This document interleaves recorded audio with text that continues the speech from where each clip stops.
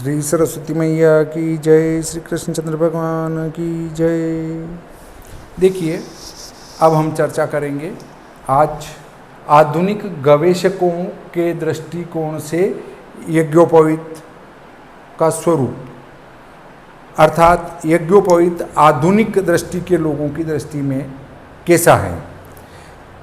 यज्ञोपवीत की उत्पत्ति और उसके प्रचलन का ऐतिहासिक निर्धारण मानव बुद्धि से परे की वस्तु हैं, किंतु फिर भी कुछ आधुनिक विचारकों ने इस दिशा में कुछ निर्णय करने की जो उपहासास्पद चेष्टा की है और भांति भांति की कल्पनाओं की उड़ान भरी है, उसका कुछ आभास स्वर्गीय श्री लोकमान्य तिलक के नीचे लिखे विचारों में भली भांति मिल सकता है। यह विचार केवल लोकमान्य के ही नहीं, किंतु भारतीय संस्कृति के विषय में नवीन दृष्टिकोण से विचार करने वाले पौरस्त्य और पाश्चात्य सभी विद्वानों के विचारों का सही प्रतिनिधित्व करते हैं। तिलक जी ने लिखा है, क्या लिखा है?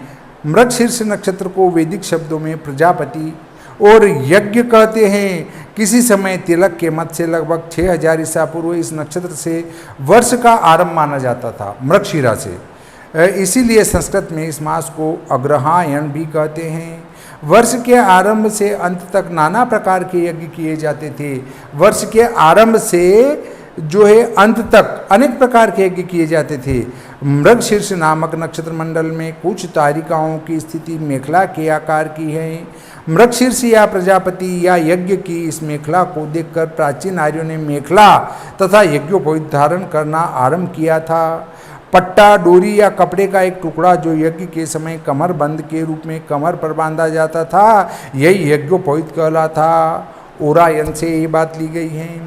उपयुक्त कल्पना में कितना तथ्य है, इसे पाठक अनायास ही समझ सकते हैं।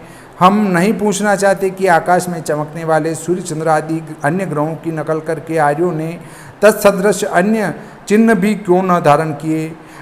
जैसे हमने मृगशिरा के वो मंडल को देखकर एक पट्टा कमर में बांधते थे यज्ञोपवीत के समय और बाद में उसको यज्ञोपवीत करके धारण कर लिया, तो ये सब बातें जो है हमने अन्य जो नक्षत्र हैं उनको देखकर हमने क्यों धारण नहीं किए। तो ये कपोल कल्पना मात्र हैं। किनकी? तिलक जी महाराज की। तो प्रजापति तो वेदों में सूर्य को भी कहा गया है और बार बार कहा गया है, यथा प्रजापतिर्वेद सविता बृहदारण्यक में आया है। इसके अतिरिक्त यज्ञ आदि प्रायः दिन में ही संपन्न होते हैं, तब सूर्य के अनुकरण पर उन लोगों ने कोई चिन्ह क्यों न धारण किया। मतलब अगर हमने मृगशीर्ष नक्षत्र के आधार पर वो उसकी मेखला वगैरह बना दी तो और यज्ञोपवीत धारण कर लिया, तो हमने सूर्य के आधार पर कोई कार्य क्यों नहीं किया कि उसके आधार पर एक दुपट्टा पहन लिया या सूर्य के आकार का एक कपड़ा बना लिया, ऐसा क्यों नहीं किया। ये कल्पना मात्र है। तब सूर्य के अनुकरण पर उन लोगों ने कोई चिन्ह क्यों न धारण किया। हम यह भी नहीं पूछना चाहते कि यज्ञोपवीत उन नक्षत्रावलियों का अनुकरण मात्र ही था, तो इसके निर्माण के लिए पृथक विधि विधान की क्या आवश्यकता थी। अगर वो यज्ञोपवीत का निर्माण उस मृगशीर्ष के आधार पर किया गया तो उसमें इतनी व्यापकता क्यों थी कि उसके 96 चप्पे हो, न वो इतना लंबा हो, न उसमें ब्रह्म ग्रंथि हो, न यह सब मृगशिरा नक्षत्र में कहाँ है।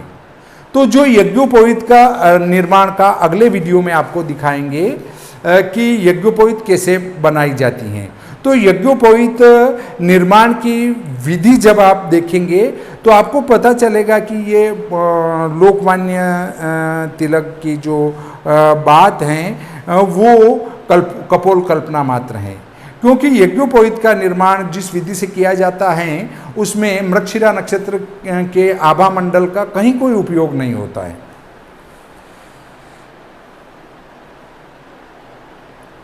यज्ञोपवीत निर्माण का एक विशेष प्रकार मिलता है जो स्पष्टतया इस बात का प्रतिपादक है कि यज्ञोपवीत किसी वस्तु का अनुकरणात्मक चिन्ह नहीं, किंतु द्विजाति कर्तव्य। द्विजाति का अर्थ है ब्राह्मण, क्षत्रिय और वैश्य, इन तीनों को यज्ञोपवीत धारण करना ही होता है। उन संपूर्ण उत्तरदायित्वों, कर्तव्य, भारों एवं उदात्त भावनाओं का प्रतीक है जो ईश्वर ने उसे सौंपे हैं। इसलिए ऐसे कोई भी कल्पना ऐतिहासिक दृष्टिकोण से कोई मूल्य नहीं रखती और सर्वथा हास्यास्पद ही है। इस प्रकार आज का ये प्रकरण यहीं समाप्त होता है। श्री सरस्वती मैया की जय।